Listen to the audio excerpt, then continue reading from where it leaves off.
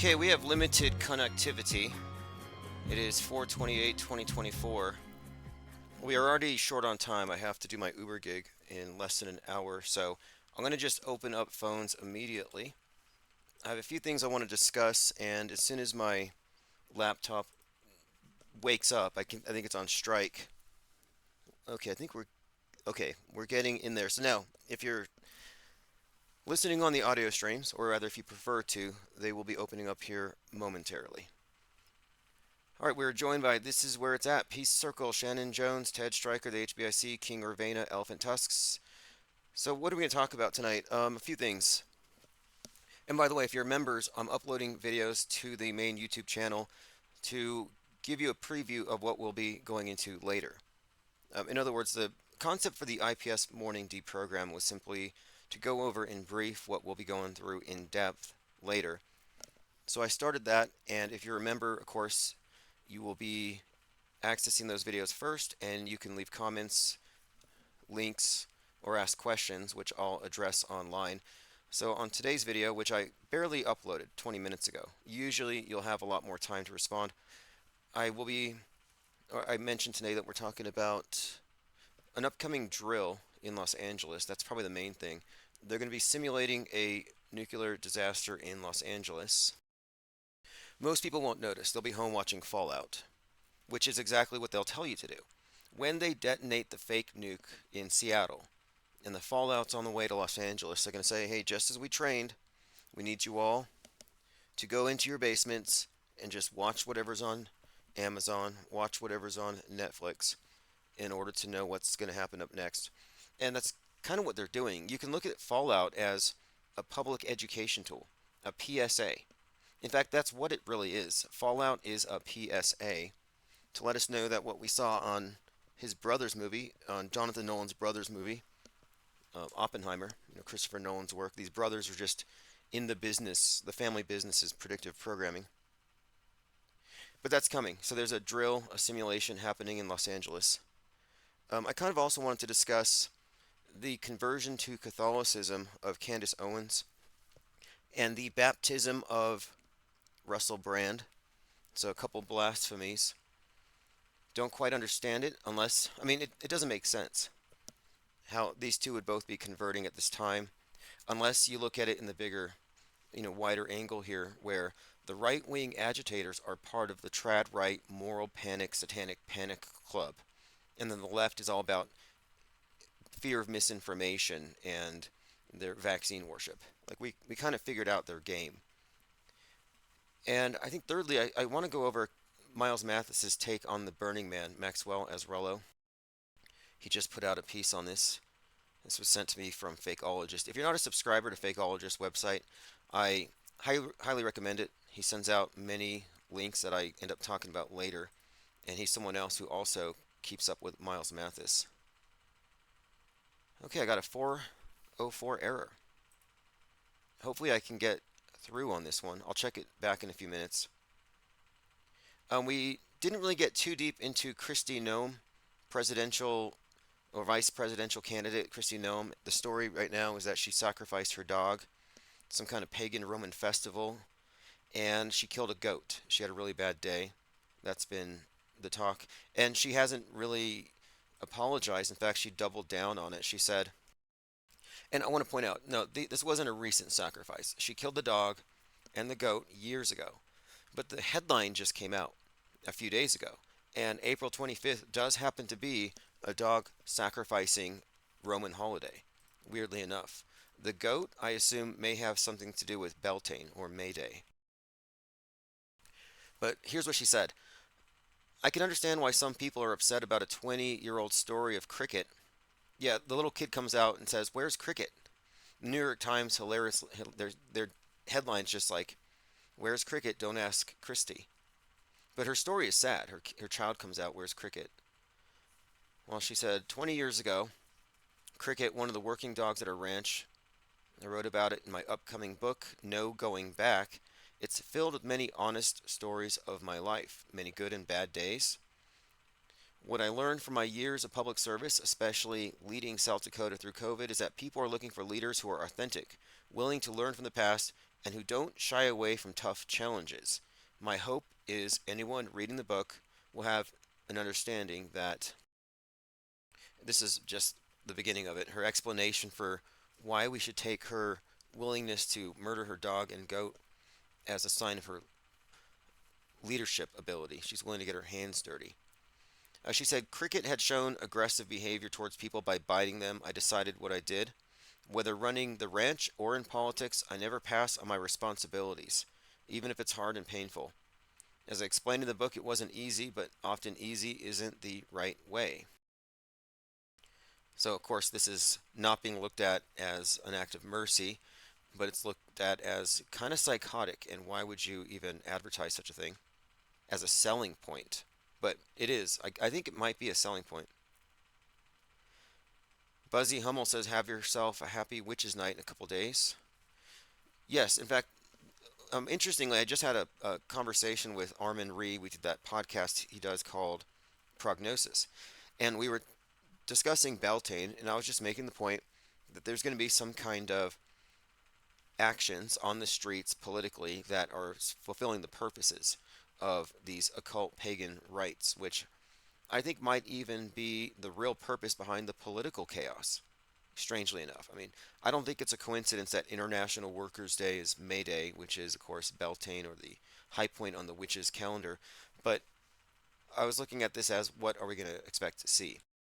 The dog story coming out, kind of interesting. More interesting to me, of course, is the Burning Man on the anniversary of Waco, on the anniversary of Oklahoma City. These are events that all correspond symbolically. And of course, Waco, you can't even separate Waco from Trump. Think about it. You have the Burning Man sacrifice of Azarello, Maxwell Azarello, anti government, and right outside the courthouse where Trump is on trial. Trump kicks off his campaign in Waco, where Dave Koresh, against the government, is incinerated. A 33-year-old, by the way. And that's the location where Timothy McVeigh, the Osama bin Laden of domestic violent extremists, that's where he was radicalized, passing out pamphlets. He turns 33 after Oklahoma City bombing, and he gets electrocuted, kind of an immolation. So then this is where Alex Jones got his start. So when you tie this all together, you kind of see a thread here with the burnings. And then you can also correlate the burning of the stock exchange in Copenhagen, the Dragon's Tail Spire, to this recent Burning Man. And the anniversary of this being practically the same day of the Notre Dame Spire fire. All of these are portentous messages, zeitgeist, painting, strokes. We don't know what they're exactly saying, but I think Burning Man is a major symbol here. And Burning Man, as in mankind. Aries 1 has gifted 20 memberships, so there are 20 blue wrenches being passed around. This is where it's at. Flatlander, Nick Klump, Vanden, Dynamo, Austin 108, Evolvement, Space Chimps, Case Swan, Redacted Bigley, Paulie, Jesus Cow, Michael Jones, Henrik, Vanden, Conspiracy Thug, David Hazel, Random, Sleepy, Neat Chip Ops, and the Real McCoys. All of you are blue wrenches. Cheers to the lurkers, says Aries 1. Yeah, if you thought you were just going to lurk and not have your name up on the screen. Now, I don't really believe in banning people for speech. The only reason we ever really ghost people is if they're trying to sell us on a religion or something that's just unrelated. But for the most part, the reason for the mods, the wrench, is to maintain order. And we weren't able to maintain order before I passed out wrenches to everybody. So the Blue Wrench Lodge is actually a reference to the original chat room, which was facilitated by several hundred mods that didn't tolerate any distraction. Because what we're doing is we're focusing our attention on our research on a very specific problem. In fact, I think the most interesting problem of our time, which is escaping this Plato's cave situation. So this is what's happening. Los Angeles nuclear detonation war game next week. A coalition of federal, state, local, and military agencies will come in together to learn strategies to manage a nuclear detonation. This is an exercise. Ground Zero, Los Angeles. Unlike the Cold War era, many people will survive nuclear war, and we need to be ready for that. This is definitely not a regular exercise. Now, speaking of the Cold War and the nuclear era, the idea of nuclear winter is being hinted at again and again. And this goes back to the Division. Tom Clancy references since 2020 this upcoming blackout theme, "Leave the World Behind," and it seems to be reaching a crescendo. And with the release of that Ghostbusters movie and this Godzilla movie, Godzilla being a metaphor for the nuke, each of them have the name Empire. So I'm thinking Frozen Empire, New Empire. Both of these connote some kind of future empire after what? An EMP. The blackout, the EMP. And of course, Frozen Empire, Nuclear Winter, Westeros burns, end of Game of Thrones, winter is coming. These are themes we have been seeing and observing repeatedly, and it seems to be, as far as the meta scripted future goes, blackout and then some kind of a reset. So they're going to hit a hard reset button where they will do some kind of most likely regional blackouts. I don't imagine that they totally cut us off of the mind control, but we'll see what they do. It may not even be the infrastructure goes down. It might be something else.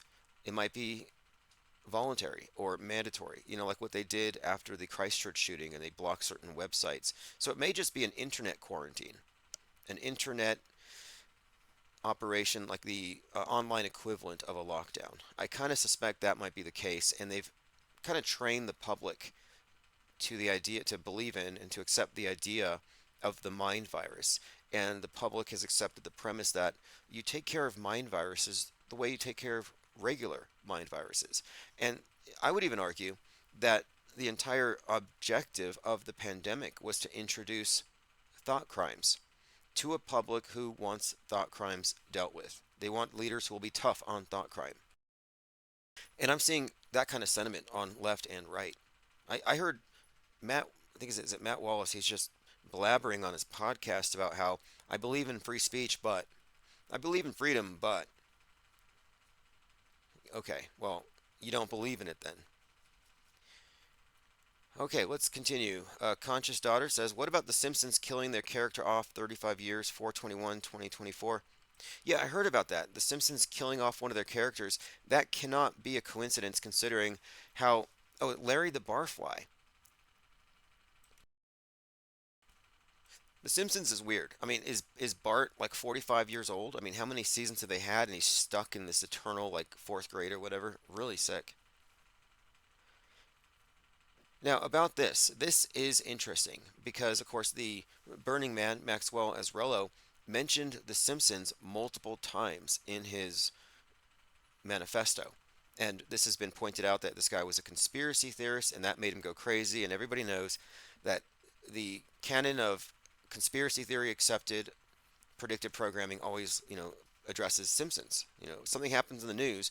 Did it happen in The Simpsons first? Did The Simpsons predict it? And it's accepted, generally speaking, that yeah, The Simpsons have predicted everything. At this point, though, it's like Nostradamus. There's just so many ways you can interpret this, or so many episodes. At some point, you can't really use it that way. But yeah, they did kill him after 35 years, and this was season 35, episode 15. Not quite sure what this means. I'll look into it. I don't think it's separate from the bigger picture. Okay, now continuing. I want to see if I can get this article from Miles Mathis. Hopefully I can get it to open. If not, I will review this later, but not surprising. He's someone who definitely has done quite a lot of great work in the realm of deconstructing fakery.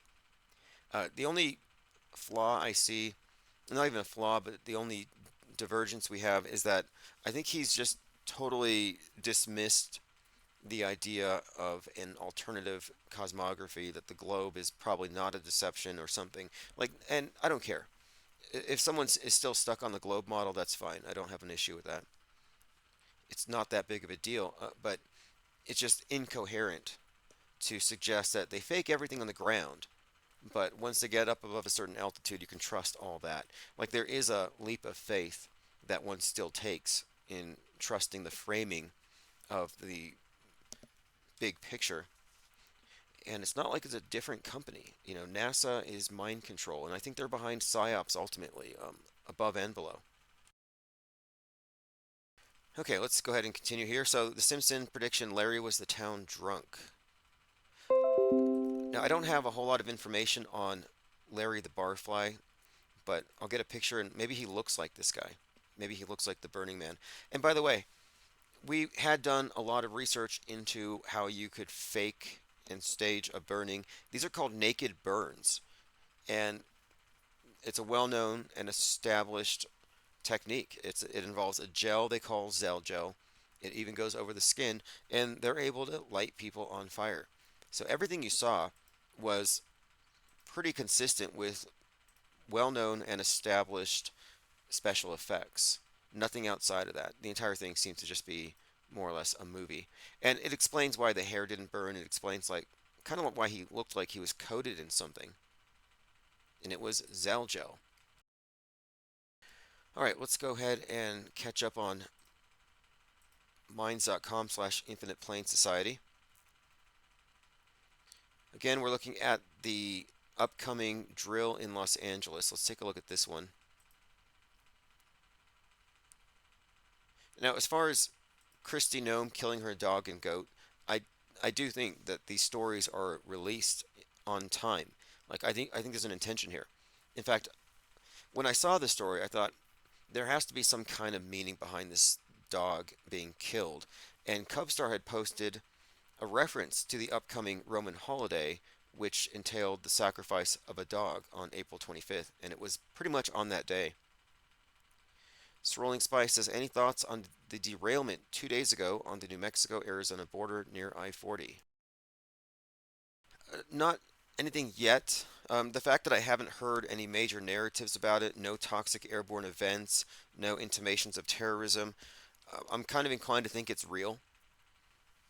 I mean, trains do get into derailments. It happens more frequently than we would think.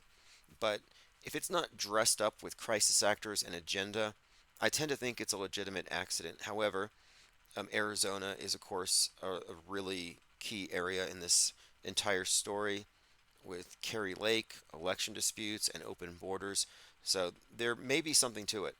And the one that we looked at last time in East Palestine, and this is before the planes falling from the sky and breaking apart, it was trains. And in this case, East Palestine, it was followed by a toxic airborne event, reports of not only real reports of potential ecological disaster, but there were a lot of AI sites that were creating fake news about it. And the news media said, we need to control the flow of information. It's setting off panics. So you could see several agendas attached to it. But that one happened East Palestine, Ohio. The state's slogan is the heart of it all. And I'm thinking Palestine, heart of it all. This may be foreshadowing of a toxic airborne event in Gaza, which, of course, happened much before, but I would suggest that white noise may actually be predictive programming for that. And, white noise, of course, has the same theme as Leave the World Behind, pretty much. It's like blackout, chaos, and build back better. And it was just about a month ago, U.S. lawmaker Tim Walberg suggested that nuking Gaza would be a necessary step. He actually suggested we do it. Conscious Daughter says, I think the Simpsons character has to do with O.J. Simpson passing away. Oh, interesting. Now, O.J. Simpson passing away might also be connected to that bloody white Bronco. That horse that was prancing around went loose somewhere. Did you all see that story? I know a lot of people were sharing images of it. I saw this bloody horse, and I thought, that's got to be an O.J. Simpson. Vita, a white horse seen drenched in blood as it galloped between London's historic financial centre and the busy West End Theatre District, was treated for lacerations. Again, white horse. Indy 100 says conspiracy theorists predict dark omens. Well, you got to give him credit. I mean, what could be more ominous than a bloody white horse running around London? Like, how is that a conspiracy theory? What it should say is ominous bloody white horse running down the road. Conspiracy theorists may think it's a signal to the end times, but yeah, only crazy people run to these conclusions. This could easily be fake. It could be theater. Wouldn't surprise me. The attention it gets makes me think theater. Elephant Tusk says, did you hear Chaos Coordinator's recording of the New Mexico governor talking about looking the other way on baby factories in southern New Mexico? Wouldn't surprise me. The New Mexico governor is um, pretty much one of the worst that I've seen. I mean, it's amazing how far they go, but nobody cares. I think one month they were like, okay, no guns this month, no open carry, and nobody complains. Oswaldo says, I heard Alex Dane got assaulted by a trans earlier today. That's kind of his shtick, but it doesn't make sense. I mean, is he for it? Is he against it? Didn't he just have, what's her name, Blair White on his show, and she taught him how to quote tuck? Really insane. But no, that's just his shtick. I kind of stopped paying attention to his work. What he does is what Steven Crowder used to do. You go to where the libs are, get one of them mad, provoke until one of them touches you, then you play the victim, and then you're like, "Look, I was assaulted by crazy libs." Last time he got spat upon, but I think it's kind of tiresome. I'm not all that entertained by Alex Staines' work, although he does get some interesting guests. I think he had that MFer is not real woman on his show, and she's going to be speaking at Turning Point. But these right wing gestures are just as annoying as the left wing gestures. I don't really follow them very often. All right, let's move on here. Anything for clicks, I guess. Like that's a psyop, basically. And one other point here. You have to keep in mind that Stein went to Uvalde and Stein went to Perry, Iowa, and he had inside access. He was able to actually, at Iowa, walk on the site and call the police cowards, which doesn't make sense unless you understand the bigger context. How the anti gun narrative has always criticized the right, saying a good guy with a gun can stop a bad guy with a gun. So in the recent psyops, we have seen time and again, if it's a right wing shooter, not a left, that the good guys with guns will stand down, like Uvalde. And after Uvalde, Alex Stain went to the city council and he openly cried and wept and he said, You're cowards. He cried for the kids. And I sent him a text and I said, fake dead kids' lives don't matter. And he blocked me because he believes that fake dead kids' lives matter. Then he goes to Perry, Iowa, and does the same thing. So, in other words, he's like Robbie Parker. He's like any one of the Sandy Hookers. He is out there saying what he has to say, emoting as he has to emote to maintain the illusion. So, how is he any different from a Sandy Hooker? How isn't he any different from a crisis actor? So, no, I'm not going to follow a crisis actor. Elephant Tusk says, Tim, what's your craziest Uber story so far? Oh, I'm not really an Uber driver. It's not an Uber gig. It's actually a friend that I pick up and drive, but no, it's not an Uber gig. My vehicle wouldn't pass the Uber test. The doors don't lock. In fact, I mean, you've all heard about the truck in the last few months. You know, they took my catalytic converter, or they tried, and they got the muffler. Then they tried to steal the vehicle, and they broke the key. And they came back a couple weeks ago, and they took a $5 USB, or no, it's a Bluetooth speaker.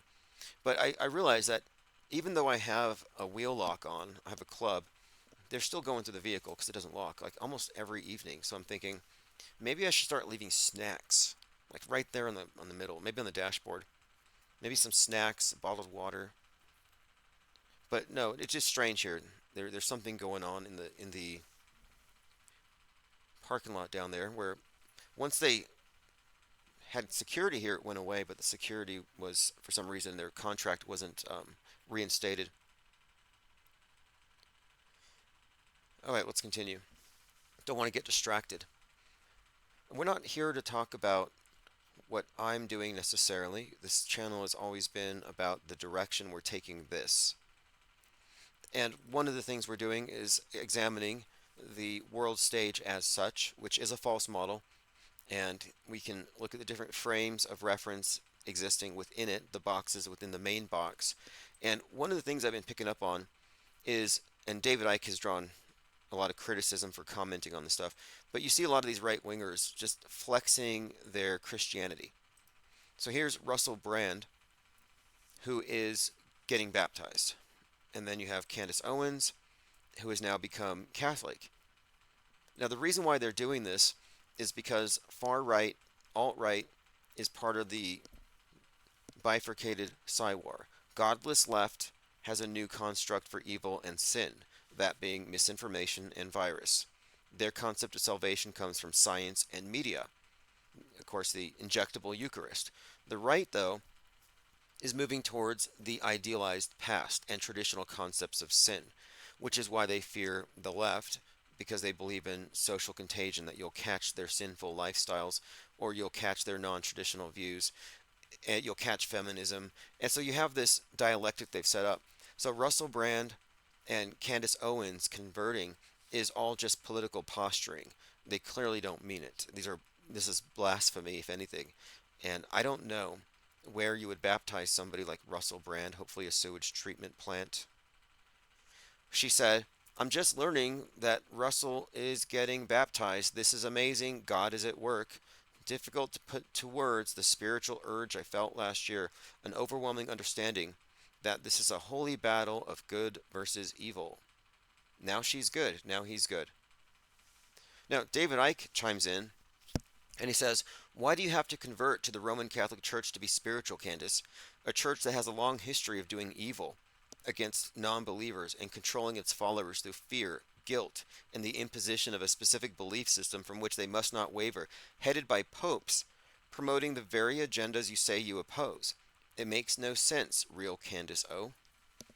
So there's David Icke, who has, in his own way, he's kind of forged his own area within Trutherville, and he calls everyone else MAM, mainstream alternative media.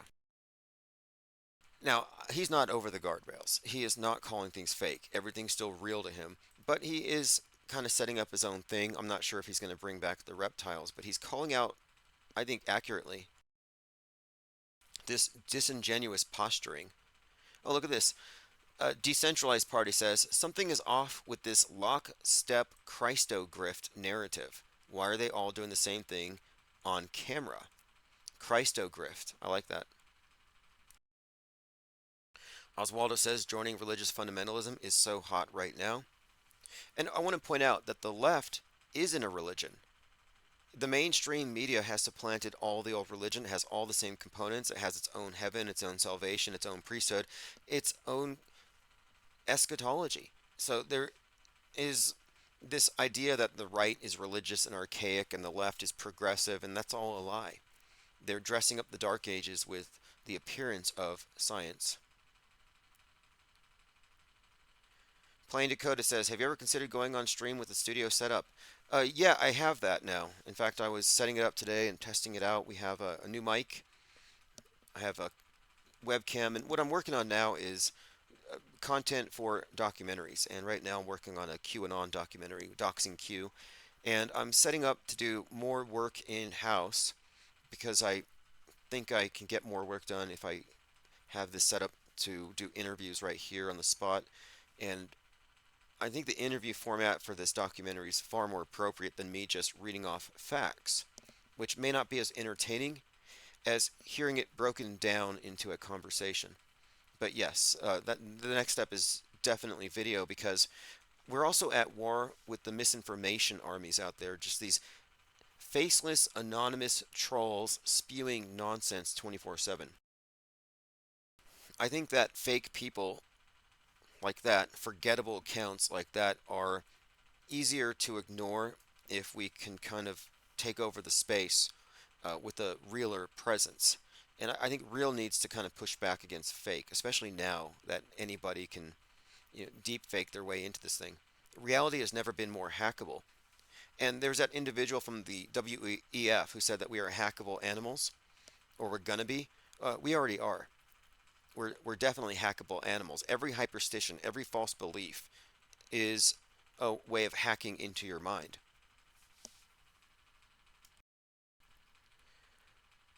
All right, let's see here. Going through your comments. Ryler05 says webcams are overrated. Well, the reason for the webcam is one of the things I'm implementing is the use of, well, we already use them, these mind maps and live mind mapping, but also Well, that's one of the main things I suppose for this channel. I'm doing some other projects, but the mind mapping is key here. One of the reasons why I adopted the term metascript is through a thorough analysis of patterns, narrative patterns, keywords, phrases, and characters, and names specifically, down to dates. We found many patterns existing that were correlating the years 1968 to 2020, 1969 to 2021. And this pattern was pretty much ongoing, and it more or less still is. And we drew attention to this through mapping it out. And it's how we arrived at a working definition of a lot of the terms they use and the meanings behind their symbols. Like, for example, the phoenix symbol, which is one of the more common ones that we see. Most recently, a phoenix with a bat. And there was a Batman, a DC Batman logo, in fact, on the spire that was burning in Copenhagen. Now that's interesting. I'm looking at my other computer. Someone's talking about hacking. The one that I just set up for the live streaming, and it just had a non-system disk or disk error, and it just shut down. Gremlins everywhere. Not a big deal. I'm going to fix that here in a minute. I was doing a lot of tests today, though, and everything seems to be moving fine. And as far as this Doxing Q documentary, it's irrefutable. And one of the things I'm doing is I'm supplying links and PDFs. So everything I'm saying can be substantiated. And it's truly bombshell, but it's been ignored. And one of the things that I think lends credence to it, or what's going to cause it to do a lot of damage, is the fact that we can demonstrate a whole lot of people who knew the full extent of the QAnon PSYOP and how fake it was, and who knew the behind the scenes operators and never told their subscribers. That's a scandal in and of itself. Okay, let's move on here. Getting on the minds.com account here. So again, the lockstep Christo grift, what's happening there? Well, right wingers and left wingers have their positions that are mirrors of one another. One is the Church of State, one is the traditional church. Neither is the truth, if you ask me. I don't think they're even any different. I think it's a false dialectic.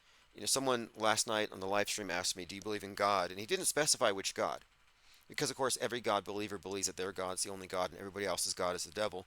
So I asked him which God are you talking about? Thor, Zeus. No answer. I think I got an answer eventually. It took a minute. But my point being, the God of the world, the God of the monolith, is the new monotheism, and it's not like it beat the other gods. It's not like the new mainstream media religious paradigm they've given us with scientism. It's not like it replaced or destroyed, but rather it's supplanted, it's augmented, it's syncretism.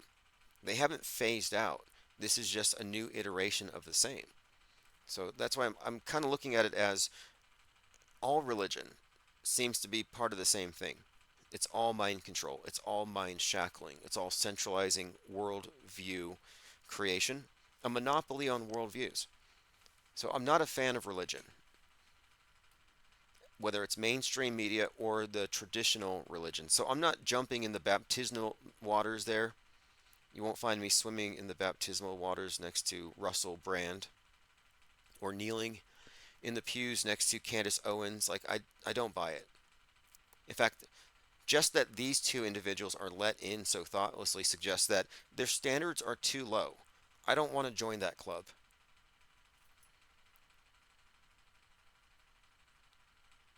Oswaldo says, religion are hackers of humanity's loosh. Yes, certainly controlled opposition to spirituality. That's what you could certainly call it.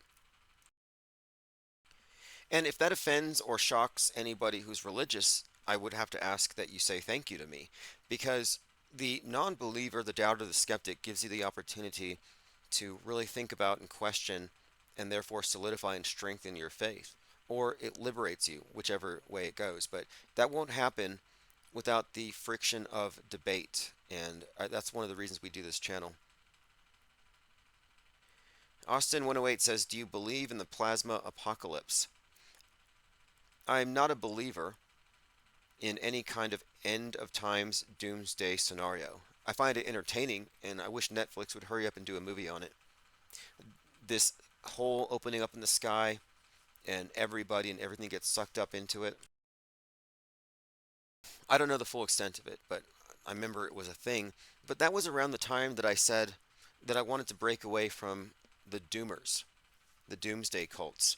Because if you're going to criticize, let's say, the globe model, because you don't trust the ones who provided it to you, and you're like, well, they have every incentive to lie and to make us think the world is smaller than it really is. They're going to lessen the size of the world to create scarcity, because scarcity allows them to control us. So we can accept that and reject the model based on that. But then why accept the premise that the world is about to end? Because end times is time scarcity. And any kind of scarcity can be used to control you. And I think time scarcity is even more powerful in their hands than scarcity of resources. It's far more tangible. Like the world's ending next week. That's a big deal. Hey, the world's ending on the 9th, by the way, if you didn't know, on the apocalypse. Didn't the world end earlier this month, or wasn't it supposed to? And if you are prepared for the end and you're getting prepared and you're stressed about it, and then you alleviate your fear and you're ready for it, you can move on, I suppose. But that never really happens. It's always like a perpetual thing. And I don't need that dark cloud over my head. There's no chemtrails over my head. I've never seen a chemtrail. There's never been a chemtrail over my head. And I have never lived in the end times. Maybe you do live under chemtrails, and maybe you are in the end times. But if you are, you're a believer. You live in a different universe, a different world. We have the same physical world, but your internal representation is different. You have a different model. But the model is not the terrain. And that's the key point here. We live in a model centric world where everyone is filtered through this model, and it has overridden the material reality here to where very few people believe in objective reality. Just last week, I was showing this video, this individual walking through a mall, and there's nobody there.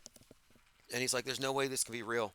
This must be fake because I'm incredulous, and it doesn't look like what I've seen on the internet. So he presumes that the mall is a simulation. It's like, you're in it. How can it be a simulation? But his default position was he's going to go with what he's seen online rather than what he can physically attest to. See, that's a problem. That's an epistemological inversion. That is someone who has gone through the looking glass. They're 100% immersed in the box. They are metaverse dominant. They no longer reside in the meatverse.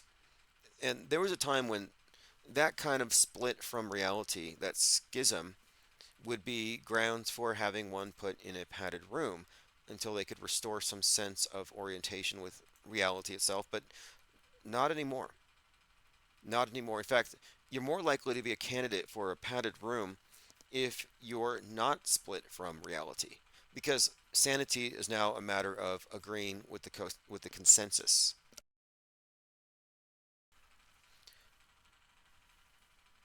Lean Dion says there was no stabbing. The story for that is that the knife failed to open. Still mass reported as a stabbing like 7 times. What's with the eye patch? Right. Kind of like Salman Rushdie.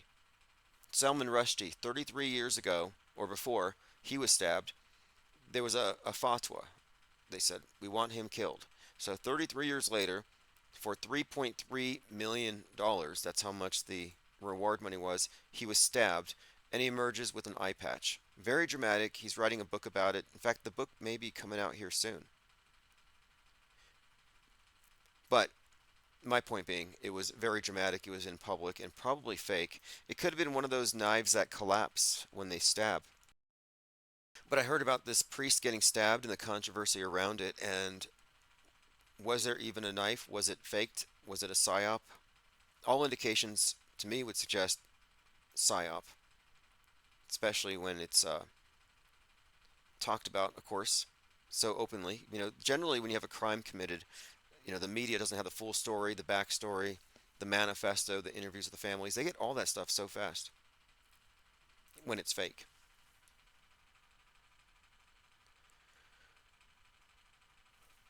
All right, moving on here.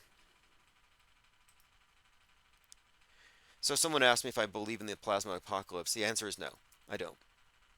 They want to fill you up with all kinds of doom and doom day scenarios, various doomsdays, and they're all very attractive and entertaining. I'll give it that. More radiation in the news, posted by Violet. Barrels of radioactive waste turn up on the coast of California. Now, EBS, this is an example of a doomsday prophet. These are people who want the world to end. So that's another thing. Believers want it to end. They're not warning you like, get your space junk helmet, get in your bunker. They're telling you because they hope that it ends. I used to call it doom hope. They want it to end because somehow, being insiders, they come out ahead of it. So this is one TikToker who believes that the world's about to end and we're about to get some sort of emergency broadcast. I'm pretty sure she's been drinking the Kool-Aid. Because when you see the emergency broadcast system, it basically just means that like the light has won. And like they have to present a final event that is going to not shock people, but is going to be so big that then they can start slowly revealing everything that has been. Because think about it. If you take an entire population who has been like so deeply programmed to how the world really functions, and then you just come in and you crumble their whole perspective of reality, it could create a fucking mess. First of all, people mad. Do you know how many people are going to be fucking frustrated when they realize that like they've just been paying empty taxes? It hasn't been going to anywhere. Their name isn't even real. Like it goes so far as to how they created this slave system.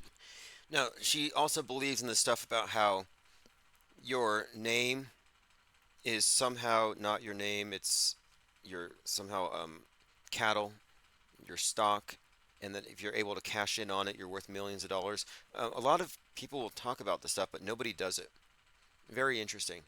They talk about it. Like you have it all here, you have all this money accessible to you, but they never act on it. So it to me seems like it's inorganic, and these types of notions are being spread through misinformation agents, paid shells, and useful dupes.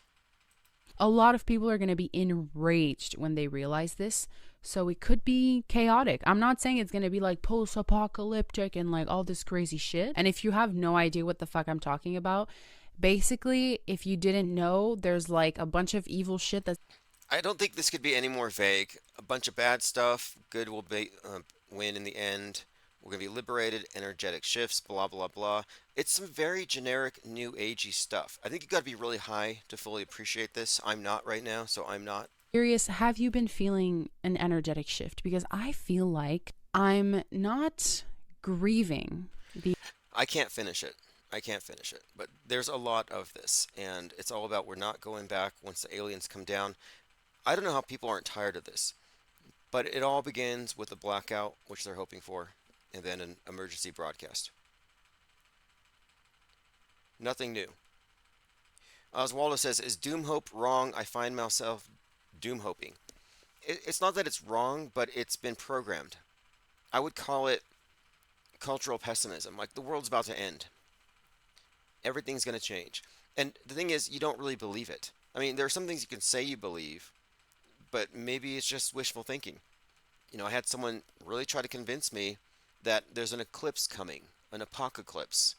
And after that, September 23rd, tribulations begin, and there's going to be a rapture. And I'm like, well, can I have your car on September the 23rd, since you're not going to be there? And he wouldn't give me his car. So then I realized he doesn't really believe it. Here he is talking about his visions. Jesus visited him in a dorm room as a ball of light, and then sat on the bed next to him. Like, people will tell me about their visions and how God talked to them, and they know what's going to happen and the world's going to end. And I'm like, well, empty out your bank accounts and give it away then. And they don't. So they don't really believe it. This is where it's at, says bobblehead. Yeah, I can't talk, but I agree. Definitely, bobblehead. And full of a lot of, I think, Q and nonsense. That was all Q and nonsense, very Q adjacent. But if you notice, though, the whole Q thing became a Borg. It just kind of grafted every conspiracy theory into it. So anyone who got into Q, for the most part, goes down the same trails. And by now, they're convinced that every man is a woman, every dog is a cat, aliens will be here tomorrow, the world just ended, and Trump is JFK. They've gone into a total cess. It's a wreck, and I don't expect to draw many of them out of it. Angst G says, "What is this energetic shift nonsense? So vague." Exactly, it's vague. Energetic shift, fifth dimension, like Trump doing five-dimensional chess, six-dimensional chess.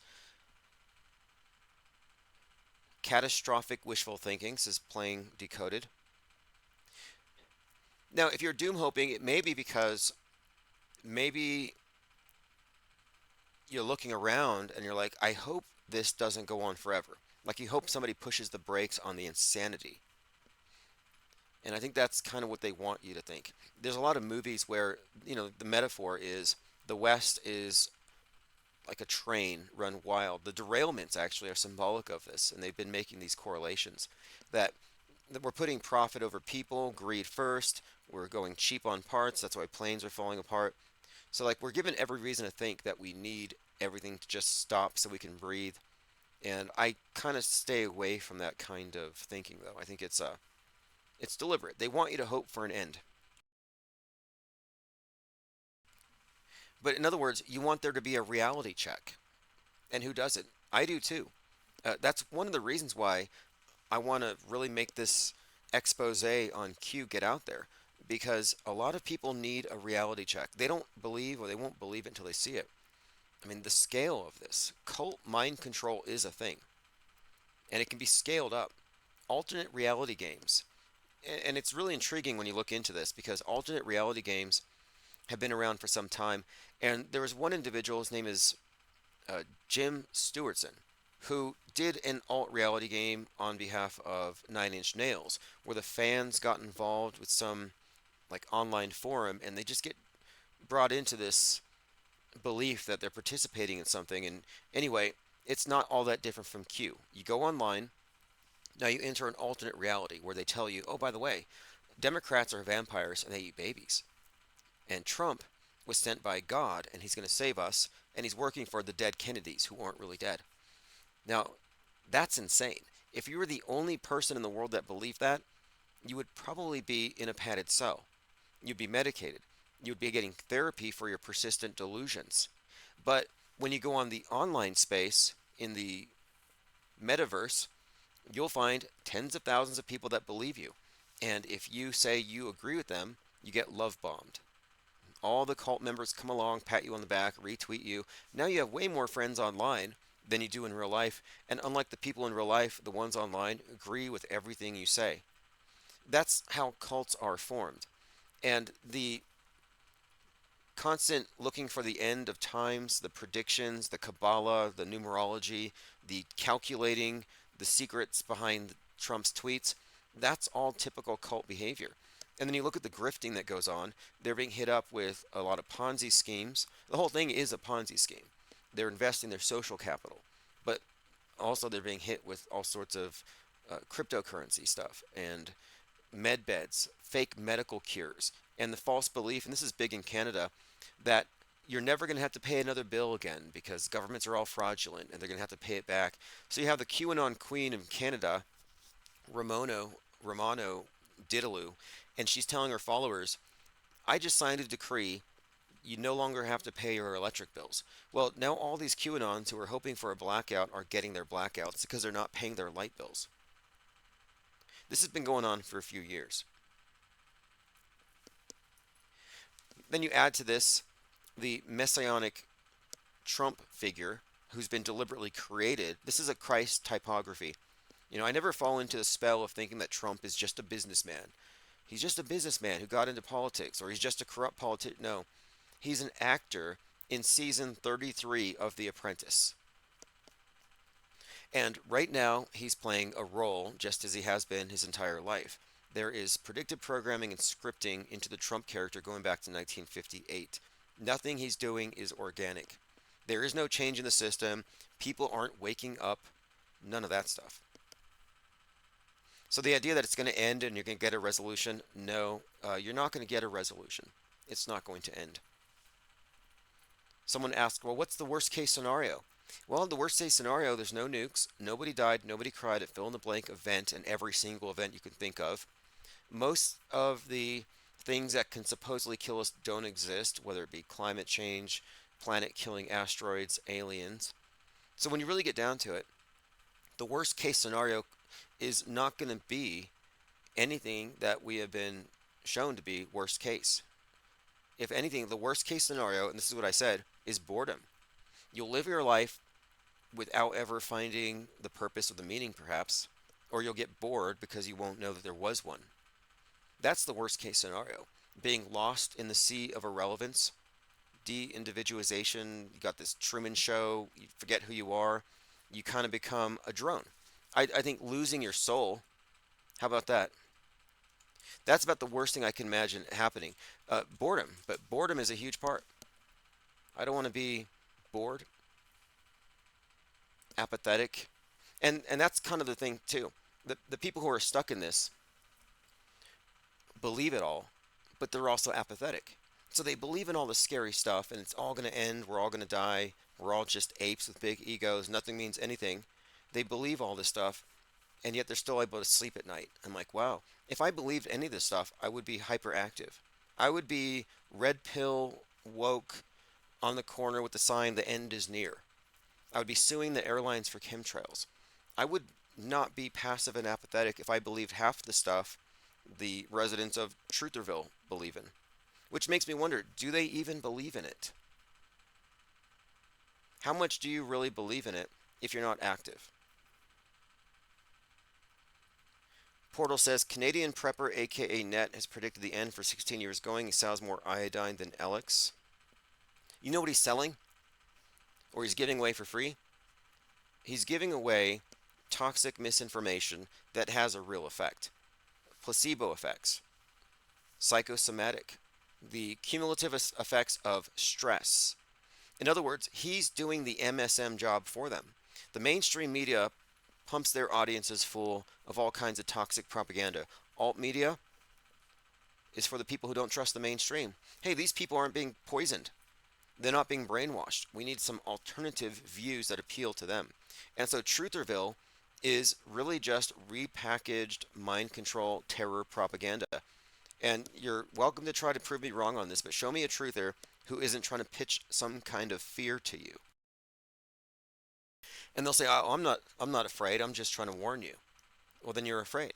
Or you're afraid of maybe taking action, or you're afraid of being wrong, but there's a fear response and you're spreading the fear. You're a fear super spreader. That's what truthers have become. Oswaldo says boredom because they believe there's nothing more to discover. I think that's what they do with the ball model as well. Aside from everything else, every other incentive, if they give you a model that tells you that these are the constraints and it ends at this time and here's the explanation for everything, and if you accept the complete model, then they may cut off certain areas where your curiosity might otherwise lead you. And these other areas might be life changing, might be paradigm shifting. But again, is that so bad? The worst case scenario, you just don't wake up. That's the worst case. Just get comfortable and cozy and comfort zoned in your matrix pod, and then you wake up from the dream into whatever happens next. So that's the worst case, which isn't really that bad. Aside from the real world, which has all of its things, but like you do have real world threats, real world worst case scenarios. We see examples of it every single day. But as far as any of the advertised doomsdays, no. No. The end of times is a very personal thing. It just happens on an individual basis. Or maybe in groups, but very rarely and certainly not as often as advertised in these various mainstream media psyops. But I have not been bored for 1 second since I looked critically at the space program and realized how big the capacity is for lying, fakery, reality augmentation, when I realized that the worldview is the model. It's not about flat or round, it's the fact that the worldview is the model that they tampered with, and everything else flows from that. And then here we are examining a puzzle with millions and millions of pieces that one person could not possibly put together in a lifetime. So what we have done is we have assembled a group of individuals who've all noticed the same things, and as we put our information together, we arrive at a better picture. And what we've arrived at is that media itself is not what people think it is. You're led to believe, and many truthers fall under this spell, that they are witnesses. In fact, that Civil War movie that just came out reiterates this. Oh, yeah, your media are people who go out there and they witness the atrocities, and then they report it for your edification to inform you. No, they're part of the production. They're liars, and they produce to conform you to a worldview. They conform, they don't inform. And the movie makes it clear that they want you to think that they are witnessing real things so you don't have to, and they're carrying the burden of the atrocities and everything else. It's a joke. I watched the movie and it was like satire to me because I know what they really do. They fake it, and they are liars. And even the ones that aren't liars rest their entire narratives, whatever they're reading, whatever they're reporting, it rests upon the same edifice of lies. And if you're a believer in these lies, what does that make you? I'm working on a manuscript now on the subject of lies, how we are all liars to one degree or another. Most of us are liars to ourselves until you've become deprogrammed, is what I'm saying.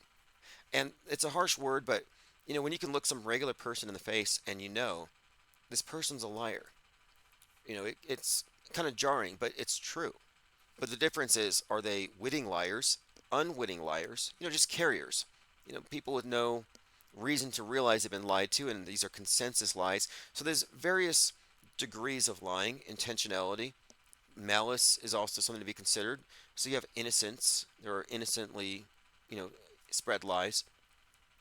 But I think it's a topic worth fine-tuning, especially when you look into the impact of these lies and how they frame our worldviews. Here's an interesting post by America Hidden on Twitter.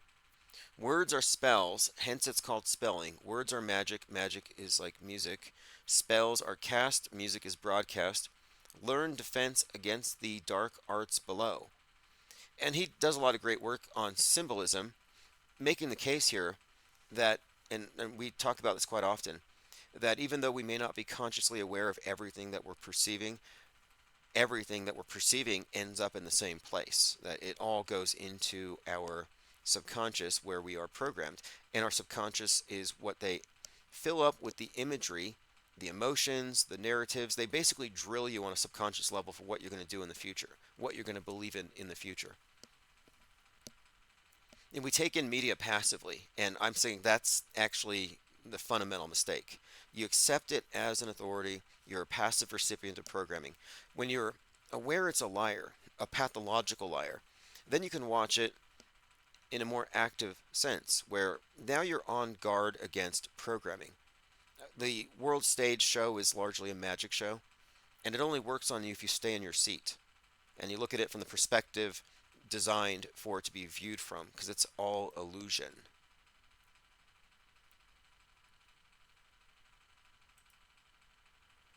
Let's see here. Daily Beast does an article. Republicans pile on as Kristi Noem cripples her shot at being Trump's VP. With her latest controversy, she may as well take her VP ambition out back and shoot it. That's from the Daily Beast. Interesting story. We brought up Larry the Barfly, dead. That may have some relationship to the recent Burning Man. I'm also going to follow up on this latest article by Miles Mathis. Hopefully I'll get it up tonight. Illusion warfare. Les Luthor stated something very interesting tonight. He said, "The word satanic has got to be officially the most powerful trigger word in the Western world. All you got to do is work the word into your content. Truthers can hear it from 50 billion miles away." And he has an animated GIF here, a clip, of chickens running for chicken feed. And he's right about that. You throw out the word satanic, and it does trigger truthers. And I mentioned this before. The reason why is that the satanic panic, moral panic, is to the right what fear of the virus and fear of misinformation is to the left. This is part and parcel of the bifurcated psyop. This is why Pizzagate, Satanic Panic, and the QAnon conspiracy is such an intrinsic part of the right wing outlook. The deep state, good versus bad, and this is why all of their leaders are making a show about how Christian they are. It's because they are being the controlled opposition to the progressive, godless cult of scientism. And when I say godless, I mean it has a god construct. It's far from atheistic, but it's disguised. Swirling Spice says Trump was compared to a mob boss in the news today. So before they started comparing him to a mob boss, we had made the connections between Trump, Apollyon, the Deep Sea Challenger, Destroyer in the Abyss, Revelation 9/11, and the name of that in Hebrew is Abaddon. And I remember breaking that apart saying, Abaddon, because he has been consistently correlated with this Antichrist figure throughout predictive programming. And you can go through it, it's voluminous. I mean, look at the Devil's Advocate. They used his penthouse for the Devil's Lair. But when you get into it, you're like, okay, so he's a mob boss. That's kind of built into his persona. But Abaddon is a pretty apt description for how he's been described in the last year. But Abaddon, Apollyon, which is another name for the same entity from Revelation 9/11, but may also refer to, I think it translates to exterminator, as in Terminator. And Terminator has a lot of significance here when you get into James Cameron, his movie, its predictive programming, and the fact that he was in the Deep Sea Challenger at the scene of the Titanic wreckage on 9/11, filming something called Ghosts in the Abyss. All the keywords are there.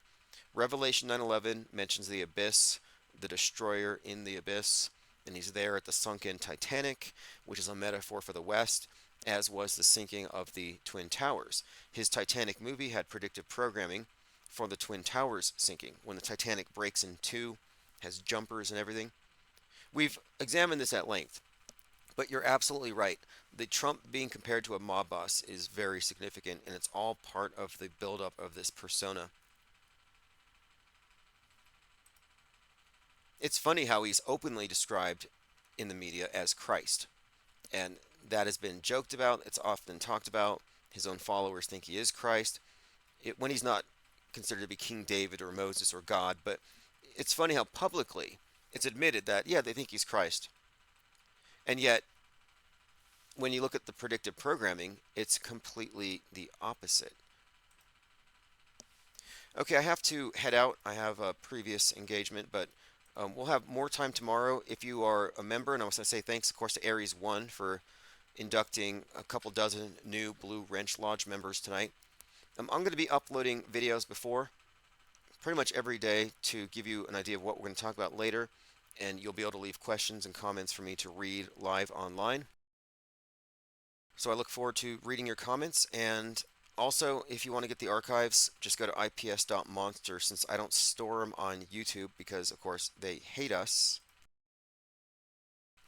We have much more to go on to discuss here, but I'm just short on time. But anyway, appreciate all the comments. And again, if you're a member on the main YouTube channel, sign up for the notifications, hit the bell, and we'll see you all tomorrow. This is Auto Hoax, Chief Crow.